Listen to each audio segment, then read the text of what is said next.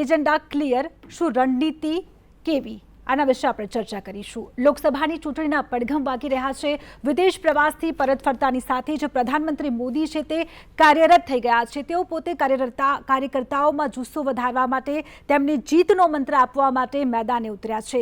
લોકસભાની ચૂંટણીને લઈને ભાજપ તો ઉત્સાહી છે જ, પરંતુ સાથે સાથે કોંગ્રેસ પણ એટલી જ ઉત્સાહી જોવા મળી રહી છે. કારણ છે કે રાહુલ ગાંધીની ભારત જોડો યાત્રાથી લઈને કર્ણાટકમાં કોંગ્રેસની જીતનો ફાયદો ઉઠાવવા કોંગ્રેસ અત્યારે મેદાને છે. તો ભાજપને હરાવવા માટે કોંગ્રેસ તેમજ અન્ય વિપક્ષી દળો ભેગા થઈને 18 જેટલા વિપક્ષી દળોએ સંગમ કરી લીધો છે અને ભાજપને હરાવવા માટે તેઓ મેદાને ઉતર્યા છે. તો આ બધાની વચ્ચે પ્રધાનમંત્રી મોદીએ એક કાંકરે બે શિકાર કર્યા છે, જેમાં પીએમ મોદીએ આગામી ચૂંટણીને લઈને ભાજપનો એજન્ડા તો ક્લિયર કરી દીધો છે, જેમાં તેમણે પશમંદા મુસલમાનોની વાત કરી છે, યુનિફોર્મ સિવિલ કોડની વાત કરી છે. તો બીજી તરફ સૌથી સળગતો જે મુદ્દો છે, ભ્રષ્ટાચારનો મુદ્દો છે, તે તેમણે ઉઠાવ્યો છે અને વિપક્ષો પર તેમણે પ્રહાર કર્યા છે. તો પરિવારવાદની વાત પણ તેમણે સાથે સાથે કરી છે. આ ભ્રષ્ટાચારને લઈને પીએમ મોદીએ સૌથી મોટી ગેરંટી પણ આપી દીધી છે કે હર ગોટાલેબાજ પર કાર્યવાહી કરેંગે, હર ચોર और लुटेरे पर कार्यवाही करेंगे. જેમણે જેમણે ગરીબોને લૂંટ્યા છે, જેમણે દેશને લૂંટ્યો છે, તેમનો હિસાબ તો થઈને જ રહેશે. બસ તો આજ પીએમ મોદીની ગેરંટી પર આજે વાત કરીશું, ચર્ચા કરીશું. હું છું આપની સાથે અવની અને ભાજપથી ઋત્વિજભાઈ પટેલ અમારી સાથે જોડાઈ ગયા છે. ઋત્વિજભાઈ, આપનું સંદેશ ન્યૂઝમાં સ્વાગત છે અને કોંગ્રેસથી અમિતભાઈ અમારી સાથે જોડાઈ ગયા છે. અમિતભાઈ, આપ સૌનું સ્વાગત છે. હું પહેલા પ્રધાનમંત્રી મોદીએ ભ્રષ્ટાચાર ઉપર વિપક્ષ પર કેવા ચાપખા માર્યા અને તેમણે કઈ કઈ ગેરંટી આપી તે વિશે, તેમને શું સંબોધન કર્યું તે વિશે જાણી લઈએ. और कांग्रेस का घोटाला ही अकेले लाखों करोड़ों का है. 1,86,000 करोड़ का कोयला घोटाला, 1,76,000 करोड़ का 2G घोटाला, 70,000 करोड़ रुपए का कॉमनवेल्थ घोटाला शामिल है, 10,000 करोड़ रुपए का मनरेगा घोटाला, हेलीकॉप्टर से लेकर सबमरीन तक कांग्रेस के घोटाले से कोई ऐसा क्षेत्र नहीं है जो कांग्रेस के घोटाले की हाथ का शिकार न हुआ हो. तो आज मैं भी एक गारंटी देना चाहता हूं. दे दो, दे दो, दे दो.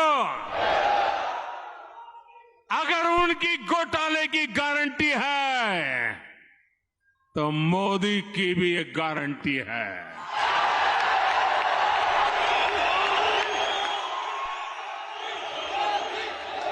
और मेरी गारंटी है हर घोटालेबाज पर कार्रवाई की गारंटी. તો દરેક ગોટાળેબાજ પર કાર્યવાહી કરવામાં આવશે. પ્રધાનમંત્રી મોદીએ આ ગેરંટી આપી છે. બસ પ્રધાનમંત્રી મોદીની ગેરંટી પર આજે વાત કરીશું. ચર્ચામાં અમારી સાથે જોડાયા છે ડોક્ટર ઋત્વિજભાઈ પટેલ, જે ભાજપથી અમારી સાથે જોડાયા છે. આ સિવાય કોંગ્રેસથી નેતા અમિતભાઈ ચાવડા, અમિતભાઈ નાયક અમારી સાથે જોડાઈ ગયા છે. અમિતભાઈ અને ઋત્વિજભાઈ, આપ બંનેનું સ્વાગત છે. સૌપ્રથમ તો આપની પાસે આવવા માંગીશું. અમિતભાઈ, ભ્રષ્ટાચાર પર શું કહેશો? કોંગ્રેસ ભ્રષ્ટાચાર કરી રહ્યું છે, કારણ કે હેલિકોપ્ટરથી લઈને સબમરીન સુધી કોંગ્રેસે એક પણ ક્ષેત્ર બાકી નથી રાખ્યું કે જ્યાં તેમણે ભ્રષ્ટાચાર ન કર્યો હોય. અવની, અત્યાર સુધી ભારત દેશમાં એક બહુ જૂની કહેવત હતી, ચોર કી દાઢી મેં તિનકા. પણ આવનારા દિવસોમાં કદાચ લોકો આ ઉદાહરણ ના આપે કે મોદી કી દાઢી મેં તિનકા તો નવાઈ નથી. જે મોદી સાહેબ ભીડ જોઈને ગાંડા થઈ જાય છે, કોંગ્રેસ પર બેબુનિયાદ આરોપો લગાવે છે, જેટલા ભ્રષ્ટાચાર એમની સ્પીચમાં મેં સાંભળ્યા, છેલ્લા 9 વર્ષથી મોદી સાહેબ કેન્દ્રમાં શાસન કરે છે, આ જેટલા ગોટાળા તેમણે ગણાવ્યા, એમને પૂછો કોંગ્રેસના એક પણ લીડરને તેઓ સજા કરાવી શક્યા છે?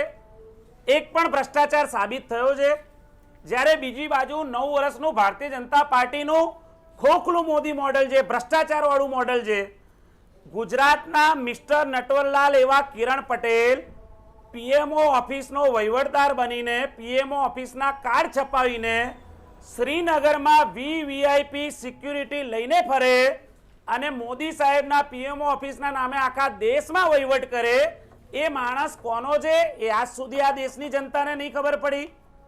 આ દેશનો આઝાદી બાદનો સૌથી મોટામાં મોટો ભ્રષ્ટાચાર કદાચ હોય તો એ અદાણીની સેલ કંપનીઓમાં જે 20,000 કરોડ રૂપિયાનું રોકાણ છે, એનો જવાબ આજ સુધી મોદી સાહેબે ના સંસદમાં ના સડક પર મોદી સાહેબને આપણે સવાલ પૂછીએ કે અદાણીની સેલ કંપનીઓમાં 20,000 કરોડ રૂપિયા કોના છે, તો એમનું મોઢું સીવાઈ જાય છે, બકરી બરફ ગળી ગઈ હોય એ રીતે ચૂપ થઈ જાય છે. ખાલી ભીડ જોઈને ભાષણ કરવામાં તેઓ એકા છે. એ સિવાય જીએસટીની વાત કરો, રાફેલ વિમાનોની ખરીદીના કૌભાંડની વાત કરો, કે સૌથી મોટું આ દેશમાં આવેલું ડિમોનેટાઇઝેશન નોટબંધીમાં મોટા મોટા વાયદા કર્યા હતા. કાળું નાણું આવીશ, આખા દેશને ખબર છે, આજ દિન સુધી આંકડા નહીં આપ્યા. નોટબંધીના નામે ભારતીય જનતા પાર્ટીના કરોડો રૂપિયાના કાળા નાણાં સેટ કરવામાં આવ્યા. એ નાણાંથી જિલ્લા સ્તરે ભારતીય જનતા પાર્ટીના કાર્યાલયો ખોલવામાં આવ્યા. નરી આંખે દેખાઈ રહ્યું છે, મીડિયા નોંધ લઈ રહ્યું છે. આ દેશનું મોટામાં મોટું શૈક્ષણિક કૌભાંડ, વ્યાપમ કૌભાંડ જે મધ્યપ્રદેશમાં ભારતીય જનતા પાર્ટીના શાસન દરમિયાન બન્યું. 18 વર્ષથી મધ્યપ્રદેશમાં ભારતીય જનતા પાર્ટીનું શાસન છે અને જે વ્યાપમ ગોટાળો થયો, 130 કરતા વધારે સરકારી અધિકારી, નેતાઓ, આગેવાનો ભયદી રીતે મૌન પામ્યા, માત્ર ને માત્ર વ્યાપમ કૌભાંડને છાવરવા માટે, વ્યાપમ કૌભાંડને ઢાંકવા માટે. આ દેશનું બીજું એક 40% કમિશન ખોરીવાળું એક રાજ્ય હતું કર્ણાટક.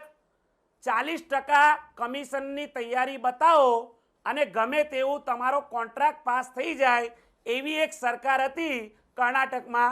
એ સરકાર એમની પણ વાત સાંભળીએ ભ્રષ્ટાચાર પર. ઋત્વિજભાઈ, પ્રધાનમંત્રી મોદીએ તો કહી દીધું છે કે જે લોકોએ દેશને લૂંટ્યા છે તેમની પર કાર્યવાહી થશે જ. તો ખરેખર કાર્યવાહી ક્યારે થશે? અવની, અમિતભાઈની મેં વાત સાંભળી અને પોતાની પાર્ટીના બચાવ માટે મોદી સાહેબ તો કંઈક બોલતા હતા એવો આક્ષેપ કરનાર અમિતભાઈ અત્યારે શું બોલી રહ્યા છે એ જ સમજની બહાર છે. ધડ માથા વગરની વાત જ્યારે અમિતભાઈ કરી રહ્યા છે, ઠીક છે, એમને મુબારક. પરંતુ આજે અમારું સઘન જનસંપર્ક અભિયાન ચાલી રહ્યું છે એના અંતર્ગત માનનીય વડાપ્રધાન નરેન્દ્રભાઈ મોદી સાહેબ એ ભોપાલથી તમામ બૂથોના કરોડો કાર્યકર્તાઓ સાથે એમણે સીધો સંવાદ કર્યો. કાર્યકર્તાઓએ એમને 8 જેટલા પ્રશ્નો પૂછ્યા અને એના જવાબમાં પ્રધાનમંત્રી નરેન્દ્રભાઈ મોદી સાહેબે ખુલીને વાત કરી. ત્યારે એક પ્રશ્નના જવાબમાં એમણે કહ્યું કે કોંગ્રેસે જ્યારે હેલિકોપ્ટરથી લઈને સબમરીન સુધીના ભ્રષ્ટાચાર કર્યા છે, તમે પણ તમારી ક્લિપમાં બતાવ્યું કે કઈ રીતે કોંગ્રેસના શાસનમાં દરેક ક્ષેત્રમાં ભ્રષ્ટાચાર વ્યાપકપણે થયો છે એની વાત કરી. આરજેડી હોય, એસપી હોય, ટીએમસી હોય, ડીએમકે હોય, નેશનલ કોંગ્રેસ પાર્ટી હોય, તો આ બધા જ લોકોએ કરેલા ભ્રષ્ટાચારની વાત આદરણીય પ્રધાનમંત્રી નરેન્દ્રભાઈ મોદી સાહેબે કરી. સાથે એમણે એમ પણ કહ્યું કે અત્યારે તમામ લોકો, તમામ રાજકીય પક્ષોમાં એક શબ્દ પ્રચલિત થઈ રહ્યો છે, ગેરંટી. 20 લાખ, એટલે કે આ બધા જ લોકોને જો ભેગા કરી દેવામાં આવે તો કોમન મિનિમમ પ્રોગ્રામ એમનો એ બનશે કે આ બધા જ ભેગા થઈને અત્યાર સુધી 20 લાખ કરોડ રૂપિયાનો ભ્રષ્ટાચાર કર્યો છે. બીજું કે એમણે એમ પણ કહ્યું કે અત્યારે એક શબ્દ ખૂબ પ્રચલિત વિપક્ષ દ્વારા કરવામાં આવી રહ્યો છે, ગેરંટી. તો જ્યારે બધા જ લોકો ભ્રષ્ટાચારની ગેરંટી આપી રહ્યા છે ત્યારે મક્કમ નિર્ધાર સાથે માનનીય નરેન્દ્રભાઈ મોદી સાહેબે કીધું કે હું પણ ગેરંટી આપું છું કે આવા કોઈ ભ્રષ્ટાચારીઓને છોડવામાં નહીં આવે.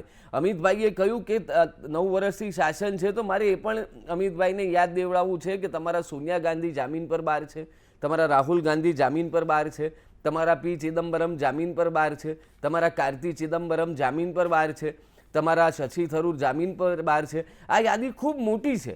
અમારી વિકાસની ગાડી છે, તમારી બેલગાડી છે. બેલ એટલે BAIL. તમે જામીન પર બહાર રહીને તમે અત્યારે તમારી રાજનીતિ કરી રહ્યા છો. એટલે જે કોઈ પણ ભ્રષ્ટાચાર કર્યો છે કે જે કોઈએ પણ ભ્રષ્ટાચાર કરવાની હિંમત કરી છે એના વિરુદ્ધ કડકમાં કડક પગલાં લેવા માટેનો મક્કમ નિર્ધાર આજે માનનીય નરેન્દ્રભાઈ મોદી સાહેબે પોતાની વાતમાં રજૂ કર્યો છે. અને એની બોખલાહટ સમગ્ર કોંગ્રેસમાં દેખાઈ રહી છે ને સ્વાભાવિક રીતે મારા મિત્ર ડૉક્ટર અમિતભાઈના ચહેરા પર પણ આ જ બોખલાટ, આ જ નિરાશા, આ જ હતાશા અત્યારે દેખાઈ રહી છે. જી અમિતભાઈ, શું કહેશો કે વિપક્ષી દળો બોખલાઈ રહ્યા છે કારણ કે આ વખતે ભાજપ જ જીતવાનું છે લોકસભા ઇલેક્શનમાં, એવું પણ પ્રધાનમંત્રી મોદીએ જણાવ્યું છે કે ભાજપની જીત થવાની છે, જેના કારણે બધા જ જે વિપક્ષો છે તે એકઠા થઈ રહ્યા છે. આ લોકો ખુશીથી એકઠા નથી થઈ રહ્યા. જે લોકો એકબીજાને પહેલા ગાળો આપતા હતા પણ હવે એ લોકો એકબીજાને નતમસ્તક થાય છે કારણ કે વિપક્ષ બોખલાઈ ગયું છે. ગઠબંધનની વાત પર હું પછી આવું છું. ગઠબંધનની જે બી વાત છે, સૌથી પહેલા તો જામીન BELL બેલની વાત કરી ઋત્વિજભાઈએ.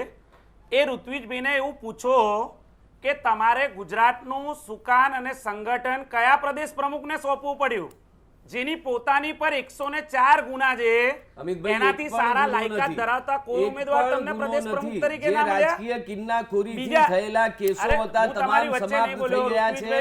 એમના ઉપર એક પણ કેસ નથી. અમિતભાઈ, તમે તમારી નોલેજ હોમવર્ક કરીને આવશો. એક પણ કેસ અત્યારે માનનીય CR પાટીલ ઉપર ચાલી નથી રહ્યો. તમારી નોલેજ ક્લિયર કરીને આવશો ડોક્ટર અમિતભાઈ, પ્લીઝ. અવનીબેન, તમારી જવાબદારી બને છે. અવનીબેન, આપની વાત પૂરી કરો અમિતભાઈ, પૂરી વાત કરો. અત્યારે પણ ઋત્વિજભાઈ કહી રહ્યા છે એક પણ કેસ નથી ચાલી રહ્યો. એવી રીતે ના થાય અવનીબેન, વચ્ચે એટલે વચ્ચે ના બોલાવો. પછી એમ બી હું વચ્ચે બોલી શકતો તો જ્યારે એમણે નથી બોલી રહ્યા અત્યારે અમિતભાઈ, આપ આપની વાત પૂરી કરી શકો છો. આપ્યો જ છે તમે. જી બોલો. अवनी बहन, पैसा खुदा तो नहीं है पर खुदा से कम भी नहीं है. કયા ભારતીય જનતા પાર્ટીના રાષ્ટ્રીય પ્રમુખે કીધું હતું એનો લાઈવ વિડીયો આખા દેશે જોયો તો. કઈ પાર્ટીના પ્રમુખ હતા? ભારતીય જનતા પાર્ટીના. જામીનની વાત કરે છે તો દેશના એકમાત્ર મોટામાં મોટા લીડર જેની પર ભૂતકાળમાં તડીપારનો ગુનો લાગ્યો હોય અને 90 કરતાં વધારે દિવસ જેલમાં રહ્યા હોય એવા દેશના ગૃહમંત્રી અમિત શાહજી અત્યારે દેશના કેન્દ્રીય ગૃહમંત્રી છે. ભારતીય રાજકારણમાં ગુના નોંધાવા, ખોટા કેસો થવા અને જામીન પર બહાર આવવું એ મોટી વસ્તુ નથી. આ ગાંધી અને સરદારનું ગુજરાત છે. ગાંધી અને સરદાર પર થયેલા ગુના દેખવામાં આવે તો ક્યારેય તેઓ સરદાર અને મહાત્મા પિતા તરીકે ઓળખાતા જ ના હોય. તમે જાહેર જીવનમાં હોવ એટલે જાહેર જીવનમાં કિન્નાખોરી અને વિરોધીઓ દ્વારા તમારા પર કેસ થાય સ્વાભાવિક બાબત છે. પણ જ્યારે મોદી સાહેબ ભીડને કહેતા હોય કે એક એક ભ્રષ્ટાચારીને શોધીને એમની પર કાર્યવાહી કરીશ, તો કેટલાક ઉદાહરણ આપું છું જે કાર્યવાહી કરવા લાયક થાય છે. ગુજરાતનો મોરબી બ્રિજ, ગુજરાતનો મોરબી બ્રિજ કોના શાસનમાં બન્યો? છેલ્લા 30 વર્ષથી ભારતીય જનતા પાર્ટીની સરકાર જે ગુજરાતમાં, એ મોરબી બ્રિજના ભ્રષ્ટાચારના લીધે એ બ્રિજ તૂટ્યો અને 135 માસૂમ લોકોએ પોતાનો જીવ ગુમાવ્યો. એ કઈ સરકાર હતી? જે મોદી સાહેબ પોતાનો મત વિસ્તાર મણિનગર વિધાનસભા, જ્યાંથી તેઓ મુખ્યમંત્રી હતા, એ મણિનગર મત વિસ્તારનો ખોખરા બ્રિજ બની ગયાને માત્ર 2 વર્ષમાં ભ્રષ્ટાચારના ગાબડા પડે અને તોડી પાડવાનો ઓર્ડર આપવો પડે. એ કોનું શાસન હતું? જે ગુજરાતમાં 18 કરતાં વધારે સરકારી ભરતીઓના પેપર ફૂટ્યા છે, એ ગુજરાતમાં સરકારી ભરતીના પેપર લીક કૌભાંડમાં કઈ સરકાર શાસન કરે છે અવનીબેન?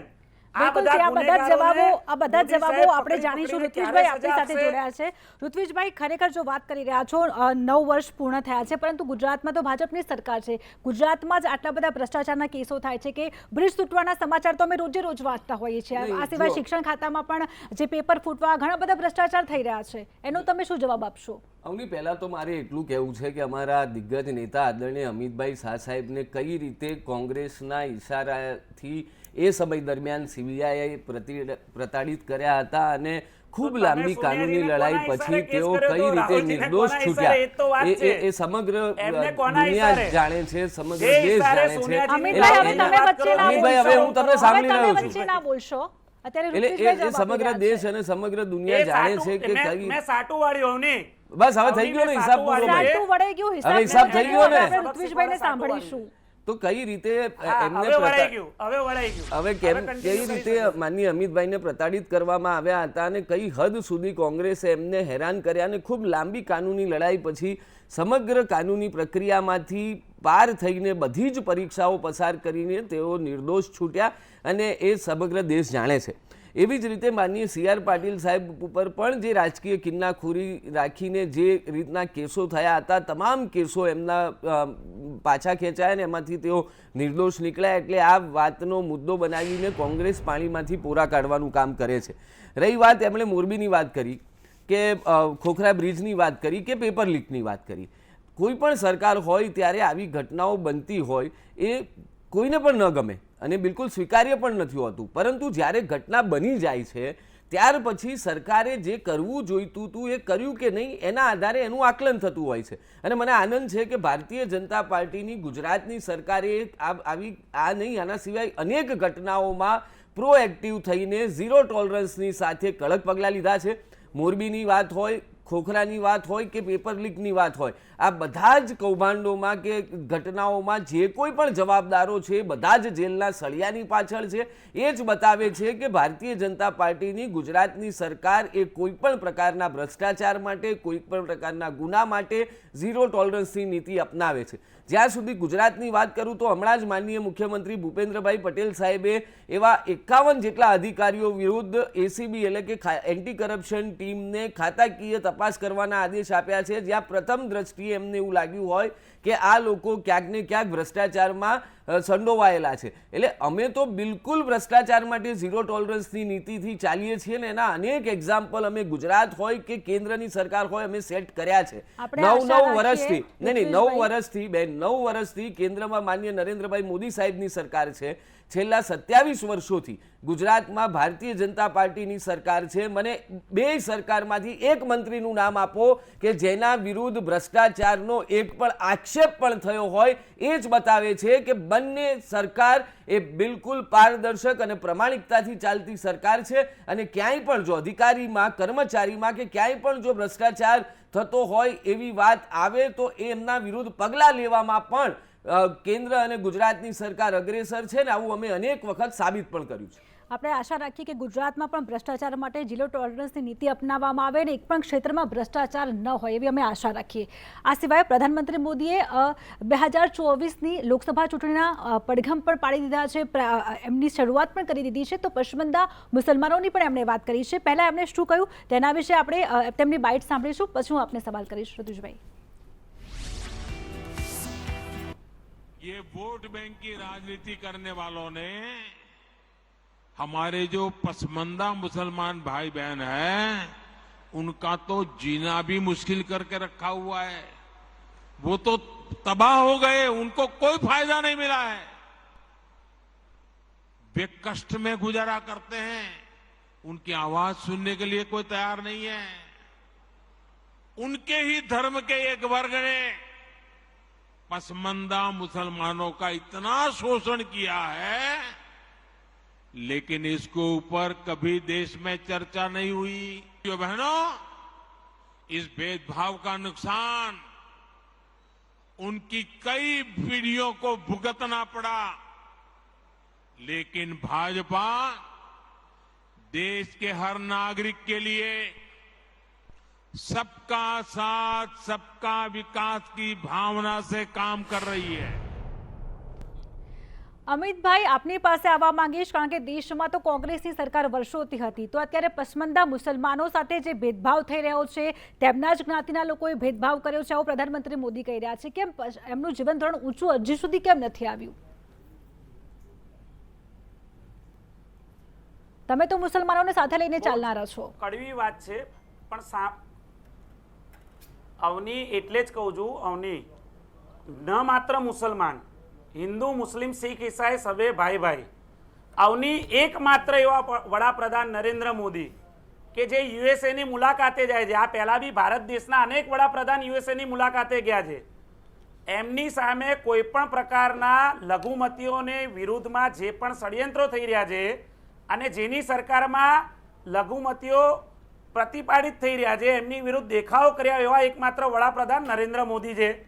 એઓ જ્યારે ભાષણ આપી રહ્યા હતા વોશિંગ્ટનમાં, અને જ્યારે અમેરિકી સાંસદમાં ભાષણ આપતા હતા ત્યારે દેખાવો થતા હતા બહાર કે ભાઈ તમારા શાસનમાં તમારી સરકારમાં લઘુમતીઓ પર અત્યાચાર થાય છે, એટલે ક્લિયર કટ પિક્ચર દેખાઈ આવે છે, વધુ મારે એમાં કંઈ કહેવું નથી.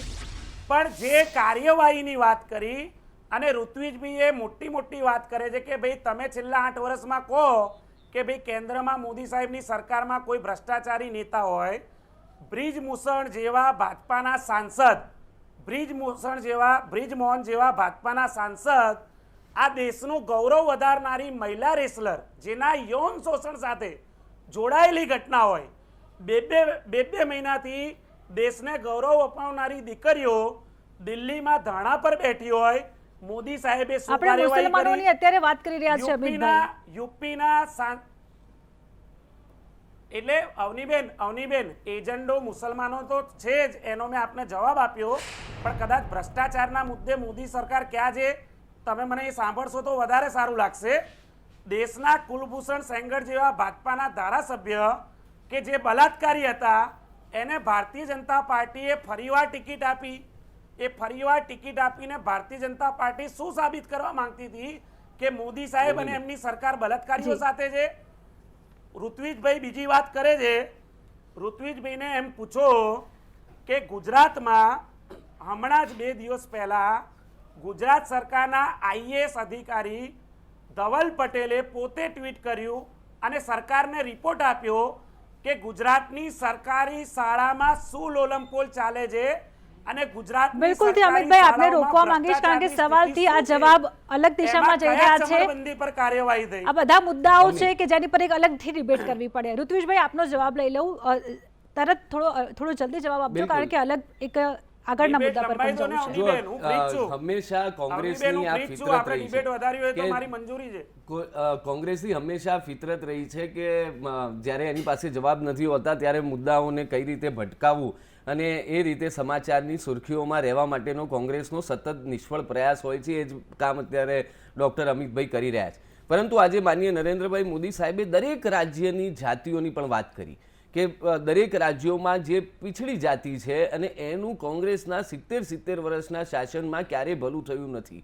મુસ્લિમ સમાજ માટે પણ એ જ વાત કરી કે જેનો વોટ બેંક તરીકે જે પાર્ટીઓએ મુસ્લિમ સમાજનો ઉપયોગ કર્યો અને એમાં પણ ખાસ કરીને પસમંદા મુસ્લિમ સમાજ છે કે જેના મૂળભૂત હકો પણ 70 વર્ષ સુધી આ કોંગ્રેસ અને અન્ય સરકારો એમને અપાવી નથી શકી.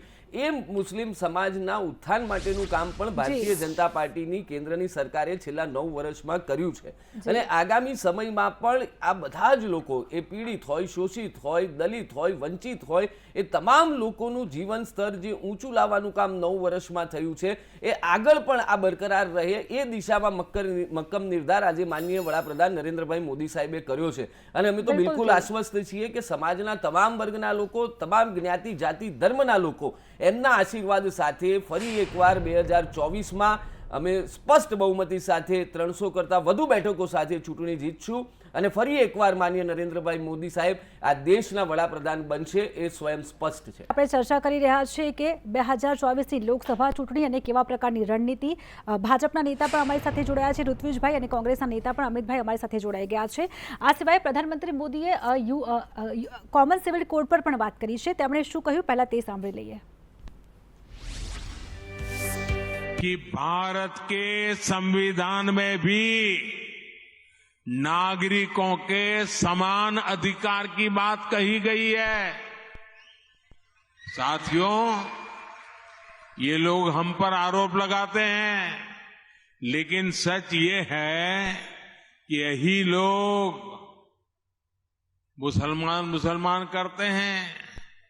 अगर ये मुसलमानों के सही मायने में हितैषी होते तो अधिकांश परिवार, मेरे मुस्लिम भाई बहन, शिक्षा में पीछे न रहते, रोजगार में पीछे न रहते, मुसीबत की जिंदगी जीने के लिए मजबूत नहीं रहते. और सुप्रीम कोर्ट ने बार बार कहा है, सुप्रीम कोर्ट डंडा मारती है, कह रही है कॉमन सिविल कोड लाओ. અમિતભાઈ આપને સવાલ કે આ કોમન સિવિલ કોડ ઉપર જે વિપક્ષી પક્ષો છે તે લોકોને ગુમરાહ કરી રહ્યા છે, લોકોમાં ભ્રમ ફેલાવી રહ્યા છે અને આજ મુસલમાનોના હિતેચ્છુ નથી આવું પણ કહેવામાં આવ્યું છે. શું કહેશો તમે? તમને કેમ આ કાયદો પસંદ લોકશાહીમાં નથી? તમામ સમાજને પ્રતિનિધિત્વ આપવું એ કહું છું ને. આપને આપનો સવાલનો જવાબ મળી જશે અવનીબેન.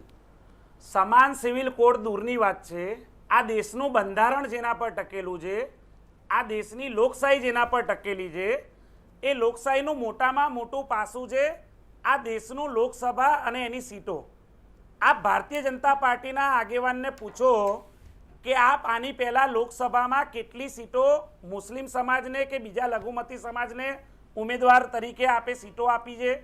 આપ એમને પૂછો ગુજરાત વિધાનસભામાં આપે કેટલા લઘુમતીઓને સીટો આપી છે.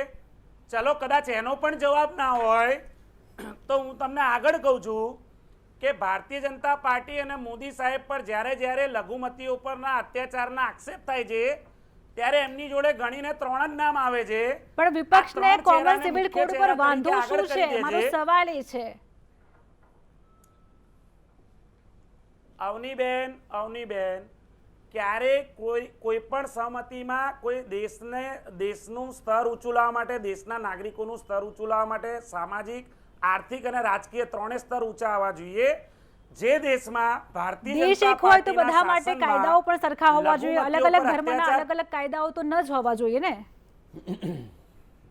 આવું છું ને અવનીબેન, આવું છું હું એ જ આપણી પાસે સમય નથી, જલ્દી આપનો જવાબ મને આપ આપજો. એ કહો કે આ દેશ એટલે જ આપ મને જેટલું આ દેશમાં ભારતીય જનતા પાર્ટીને મુસ્લિમોની સહાનુભૂતિ મેળવવી હોય એટલે એમની જોડે મુખ્તાર અબ્બાસ નકવી અને શાહનવાઝ શેખ જેવા ચહેરા છે. એમને જફર સરેશવાળા જેવા સામાજિક આગેવાનો અને સરકારી લાભાર્થીઓ મળી રહે છે. અને ઉછીના કોંગ્રેસમાંથી ભાજપમાં ગયેલા પ્રવક્તા સાજાદ પૂનાવાલા જેવા આગેવાનો મળી જાય છે, જે ભારતીય જનતા પાર્ટી મુસ્લિમોની તરફેણમાં છે એવું નકલી ઢોંગ કરે છે. જી. શું આ 4-5 મુસ્લિમ આપ ક્વિક આન્સર આપજો આનો, કારણ કે આપણી પાસે જો સમયનો અમારી અભાવ છે. પાસે મુસ્લિમ નેતાઓની કમી નથી.